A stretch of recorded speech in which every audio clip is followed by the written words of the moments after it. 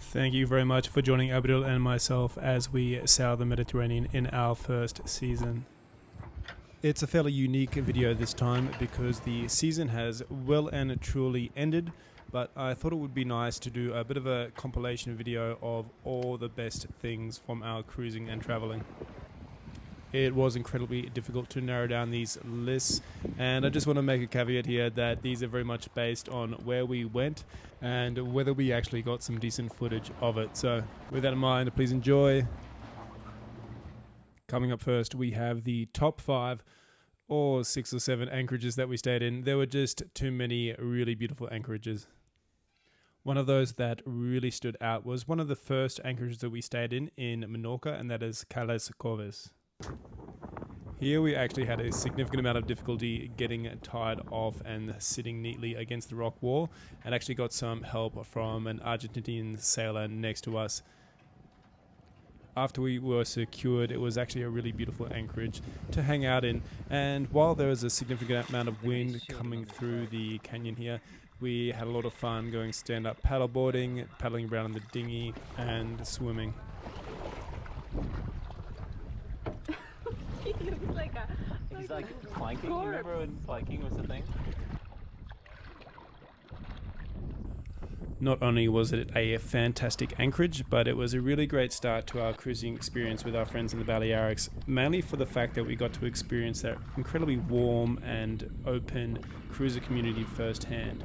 No sooner had we finished swimming were we over at the boat of the Argentinian sailor who had helped us tie it off, sharing a bottle of wine, exchanging stories, and then welcoming on board other sailors from around the same anchorage. It was a really great, heartwarming start to our cruising. Early in the morning, our friends took the dinghy out to explore some caves before we set off and headed for Mallorca. Okay, another anchorage that gets special mention here for its beautiful swimming water and caves is Calabarques in Mallorca. Check out this anchorage, Calabarques.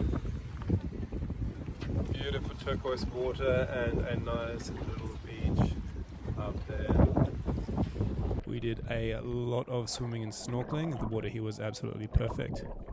We then took the paddleboard and explored some of the caves in the area. There were other little bays and caves that were adjacent to Calabarques and close enough that we could just swim there or take the stand-up paddleboard.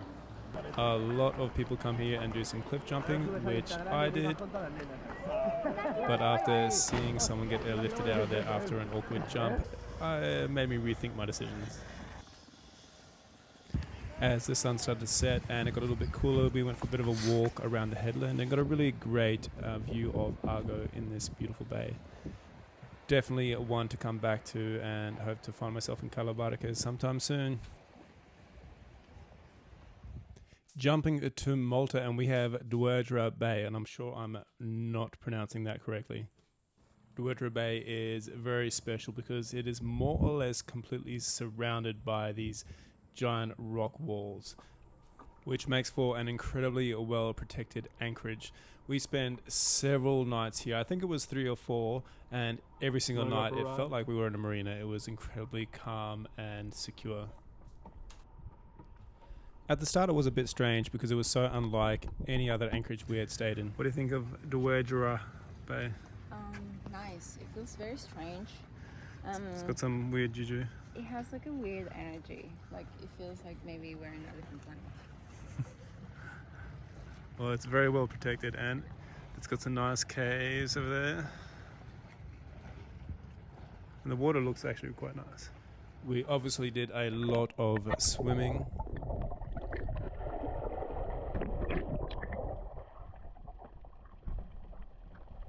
We checked out many of the deep caves that surround the bay.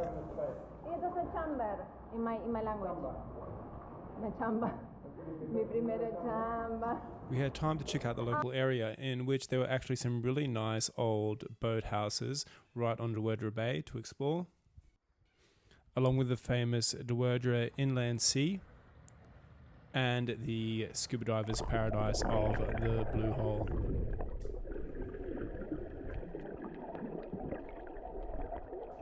The thing is, while it's really close to all of these tourist sites, it's actually quite removed and therefore really peaceful and quiet, while at the same time being quite close to the tourist sites, so you get the best of both worlds. Not to mention, there is an absolute killer sunset. Back over to the Balearics, and excuse my pronunciation again, but here is Playa de Seis Esjetes in Formentera. Now, I don't think I really need to explain what was appealing about this Anchorage. Just look at that water and look at that beach in the background. We spent only 2 nights here, but could have spent many more.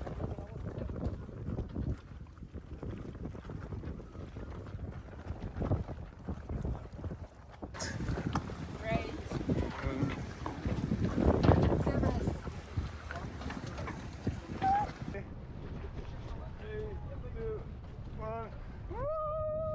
We obviously did a lot of swimming in this beautiful water, but also made time to go to the beach and do a little bit of exploring, and also have a few sneaky beach beers. What do we all think of Formentera, guys? Amazing. Good. It's good. Sorry, do you mean Formentera? I have to say, it's a pretty good value location here. Stay for free at Anchor overnight. Walking Bring- beers. Bring your own beers to the beach, and soon we'll go have lunch with the best view on the beach. So The $2 pizzas. here's to yeah, exactly. Here's to Bolight. There's actually several bars and restaurants on the beach, but ultimately we always chose to have drinks and a dinner in the cockpit on Argo. It was just the best view. Okay, jumping across to Greece now and to Abalaki Bay on the island of Meganisi in the Ionian Sea. This is a really well protected inlet on the really woody and green island of Meganisi. We stayed there at first with our friends Sean and Ali, but loved it so much that we returned to stay there just by ourselves. It has a very cute and rustic dock, which makes it really convenient to get to and from the shore on the dinghy. We did some paddleboarding and some swimming. Well, Abril thought about swimming. No, I don't think I can. No, just a shower. And also went on some walks to check out the nearby towns. It was almost winter when we were there, so while it was great because it was really quiet and we almost had the place to ourselves, it also meant that a lot of the lovely tavernas and cafes weren't open. So I'd really love to come back in the middle of summer when I can really see this place at full tilt. Again, some lovely colours at sunset here, especially with the backdrop of the Greek mountains. We are now jumping to Sardinia and Sbadia degli Americani, which is right in the southern tip of the island of Sardinia. Like Calabarques in Majorca, this gets special mention for the incredible water and swimming. When we arrived there in the evening, however, it was not so picture perfect, with 25 knot winds blowing down across the valley and making for some pretty difficult anchoring. In the morning, however, it was picture postcard perfect, with some azure waters and a white beach that we could see pretty quickly filling up with beachgoers for the day.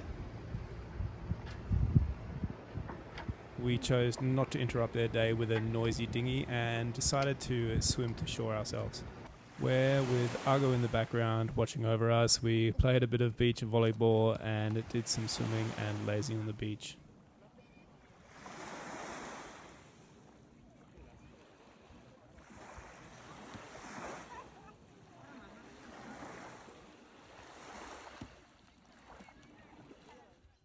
We are now venturing back to Malta, and this time to the very famous Blue Lagoon on the island of Comino. This was another tricky anchoring and tying off on the rock wall, which, after we did it the first time, had to get in and redo it. And when I say get in, I mean Abril had to get in and redo it, swimming several times to the rock wall to tie off. Eventually, we managed to maneuver ourselves in a perfect position, close enough to the rock wall to be able to swim there in a few strokes, but without having to worry about the boat getting pushed up onto the rocks.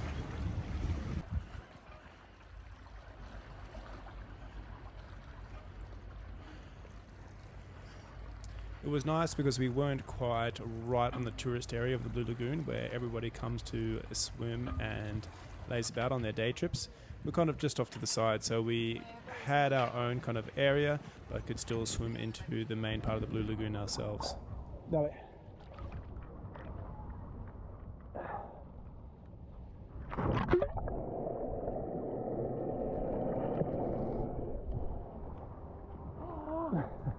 There's a long cave that you can swim through from the Blue Lagoon on one side to the open sea on the other.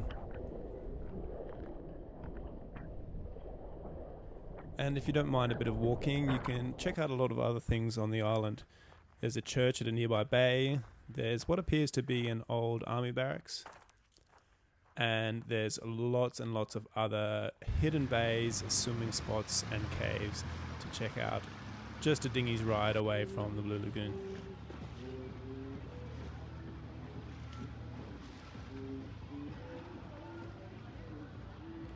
It's another one of these spots that's a real tourist destination during the season and on the weekend, but typically at night most of them go away and you can find yourself really at peace.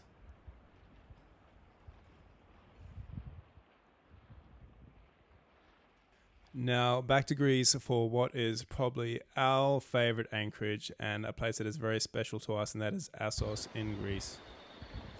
We fell in love with this little seaside village several years earlier on our road trip through Greece. Since then, we had constantly dreamed about one day bringing our own sailboat in and anchoring it in the little harbour here. And that's just what we did, sailing up from Argo, up the Kefalonian coast and through the gap that marks the entry to the harbour. Even though it's well protected, while we were there was a little bit of a swell coming in from the open north side, so it wasn't particularly flat, but what it lacked in stability it made up for in sheer beauty. The town only has a few restaurants, but there's usually one remaining open even on the off season. If you don't mind going uphill, you can take the walk up to the Venetian fort at the top, where some really interesting ruins, along with a wonderful view of Assos and the bay below.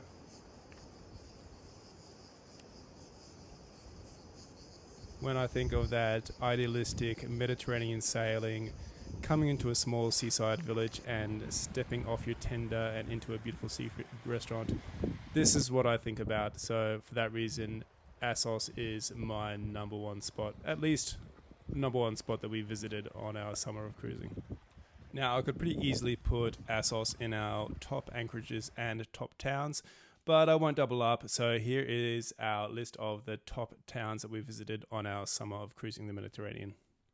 I'm going to start off with Port de Pollença, which is a seaside town in the very north of Majorca.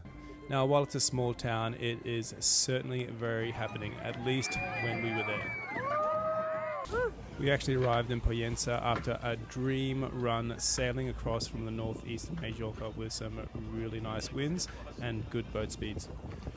We actually arrived on the day of the Euro Cup final between Spain and England, so we were very keen to get out and watch the game with the locals and tourists, but first needed to get some groceries. After getting the boring stuff done, we went out to some bars and it did not disappoint.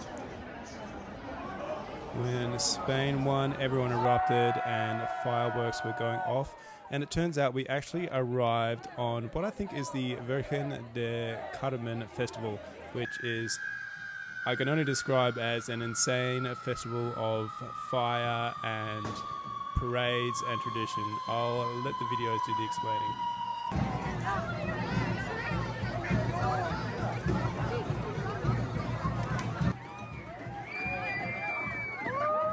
The festivities continued on into the night, and we actually had to make a dash for it to get through the parade in order to get back to the tender and back on board Argo.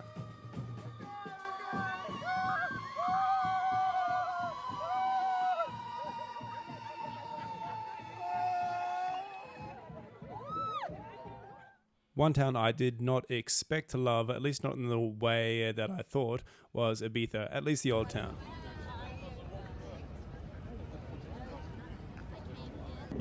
During our time in Ibiza, we actually spent most of the time anchored in Talamanca for the obvious reason that it is free.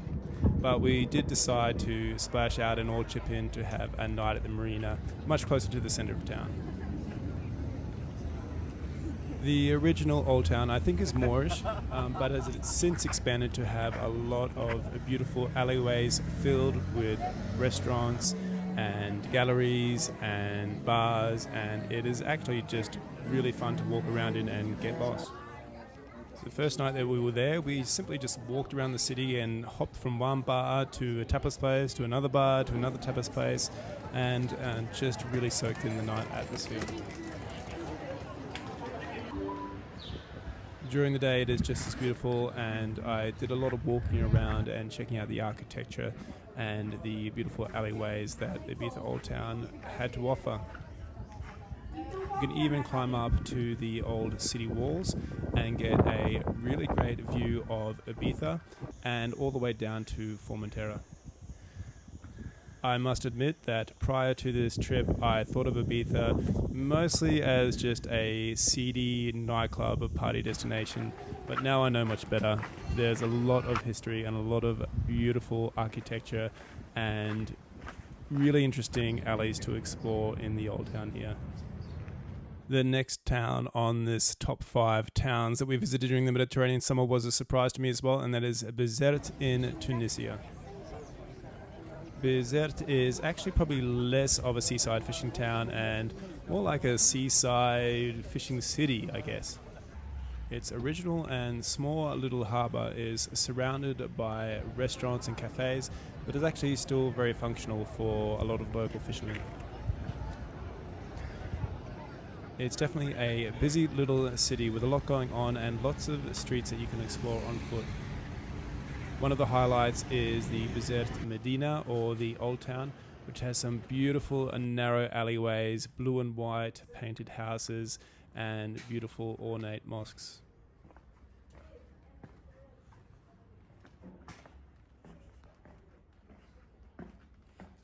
We're now jumping to Greece again, and this time Agostoli, the capital of Catalonia, where we arrived after our 4-day crossing from Malta. The Bay of Agostoli, where we anchored, is actually worthy of a mention for our top 5 anchorages, but they can't all be in there. We were lucky enough to arrive the day before a national holiday, so when we went out and about on town the day after our arrival, everything was happening. All the local families were out in their Sunday best, with marching bands, performances, and everyone generally in really great spirits. Even without a national festival, Agostoli is a beautiful town. It has lots of great restaurants, cafes, bakeries, and lots of alleyways to explore or use to just check up on your boat anchored in the bay. We didn't really do any swimming or water sports here, but don't really need to with everything that's happening in the town. Now, for what I think is probably the top town for me is Alghero in Sardinia. This is actually where we landed after our event-filled 2-day crossing from Menorca, and we anchored in the bay just outside the marina, and it was a very quick and easy dinghy ride into the main town quay. There is a lot to explore within these ancient city walls, and a really incredible mix of Catalan and Italian culture. Yeah, but that's not the one I saw. No, I want we'll check out the first.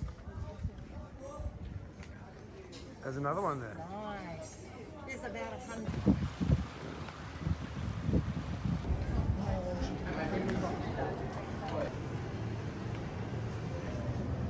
One of my favorite things about Alghero was that up on the city walls there are bars and restaurants, and you can actually take your drink and the complimentary snacks that they give you and sit out on the wall and watch the sunset. Absolutely incredible. We actually did this as part of the celebrations and pre-dinner drinks for my mother's birthday, so it was really the perfect evening. Ryan? And now possibly the most important thing, especially when it's a Mediterranean summer and the winds can be rather dull sometimes, is the best sailing of our summer experience. Now, I say top 5 here, but there's actually more, but the very first few are actually only very short sailing passages, so I'm going to count them as 1 or 2. And that first little passage I'll talk about was Cala Escalo to Port de Poyensa in Mallorca. It's only about 15 miles, but we had a dream run with about 15 to 16 knots on the beam coming from the east, and we were just really smoothly sailing, not too heeled over, and maintaining a good 7 knots most of the way. No, about 110. Even after we tacked around the headland and the wind really dropped, we still managed to do some really nice, smooth, pretty much downwind sailing nearly all the way to Port de Poyensa.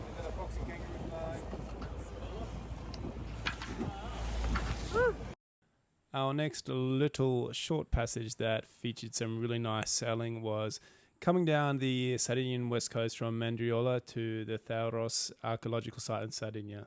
This was only about, 12, 13 miles, but once again, with wind on the beam, we were managing some really great average speeds at a really great level of comfort.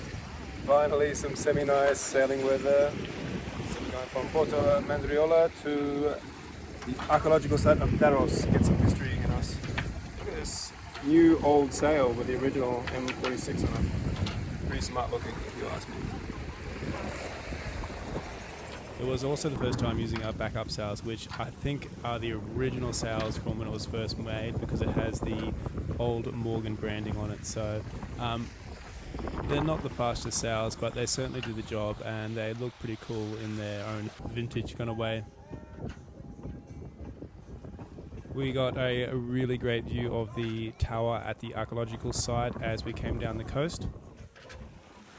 And then once again, even after we tacked around the headland and the winds dropped, we still managed to sail pretty much right up to our mooring buoy, which, by the way, had one of the most incredible views.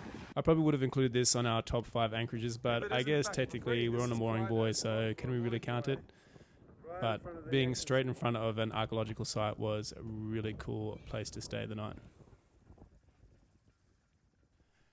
Our third very short but very fun sailing passage was from Talamanca in Ibiza down to Formentera. The morning of this short little passage, the winds were actually blowing really strong, upwards of 30 knots, so we actually delayed the start of our passage down to Formentera. When we finally did get underway, the winds were still right up there, so we actually just ran downwind using only our Genoa and the mizzen, and we were still clocking some really great speeds. It was kind of the first time playing around with that formation on Argo, so it was really great to experience the versatility, and all the while maintaining some really great speed. Still not enough speed to stay ahead of the car ferry.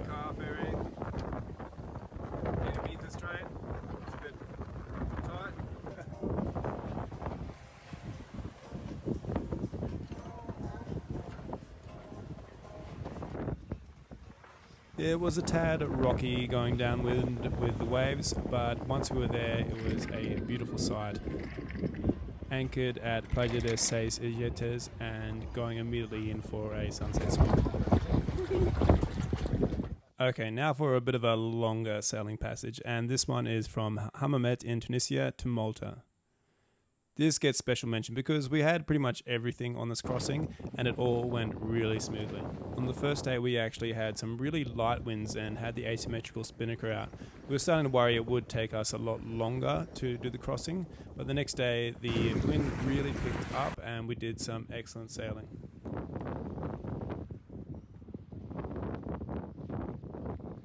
It eventually picked up enough to put it in a reef, but we continued on sailing with incredible speeds, managing somewhere between 7.5 to 8 knots for several hours in the afternoon, really closing the gap between us and Malta.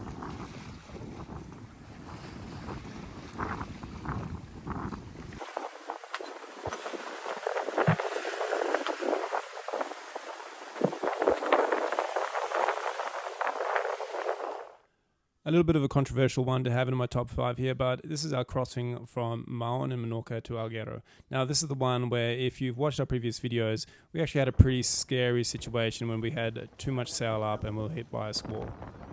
Despite the scary event of the second day, the first day of sailing was actually really exciting. The wind had picked up a considerable amount, enough for us to make sure everyone was harnessed in. Offshore safety briefing. You feel secure? Check. This is another tied on. Look out. With the boat getting frequently overpowered in the winds, I decided to once again switch to the jib and jigger formation, that is the Genoa and the mizzen, and once again it served its purpose really well. The boat was incredibly balanced and we were still maintaining some really great speeds into the night. Sorry, but this next passage is another really small one and a bit of a weird one because we didn't really go anywhere. It was more of a pleasure sail to get out on the boat while our friend was visiting us in Tunisia. We were only planning to go for a short cruise from Hammamet to Nabil and back, but having been locked away in a marina for several weeks, I was really enjoying being out and sailing again. We actually had some pretty strong winds right from the very get-go in the morning, so we decided to put a reef in just because we really wanted it to be comfortable for everyone.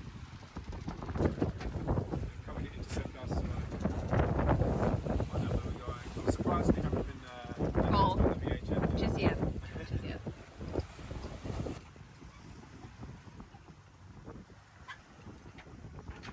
As the morning progressed, the wind really died away, so we decided to give our newly purchased spinnaker a shot, and it went swimmingly.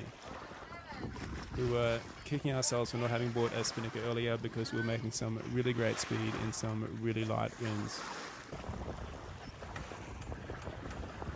Once we were pretty much directly offshore from Nabil, we decided to have a lunch on the boat with the spinnaker gently taking us downwind rather than trying to find a place to anchor and have our lunch. We then tacked around and sailed very close to the wind directly back to Hammamet. The wind actually picked up a bit, so we got to experience some really close to the wind sailing as well, and just to make it a little bit sweeter, sailing directly into the sunset.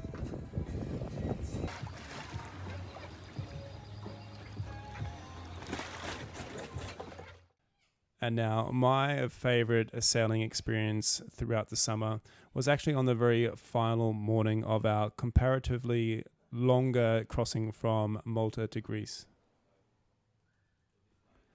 We actually had some incredible sailing on the first day as well and into the second morning. But for the most part, the middle part of the crossing for, 2.5 days was very light winds and very slow going. When I started my super early morning shift at about 2:30 a.m. on that final morning, the winds were still very light, but they very gradually picked up bit by bit to the point where the sun was rising over the islands of Kefalonia and Zakynthos, and my boat speed was gradually increasing with it. The precautionary reef for the night was still in, so I simply had to man the traveller and the helm as we glided along towards the islands of the Ionian. As the sun continued to rise, I got a beautiful view of Kefalonia and Zakynthos in the distance, and I took a moment to sit back and reflect on the 4-day crossing and more or less our entire summer living aboard the boat. It's one of those moments that I'm not going to forget anytime soon.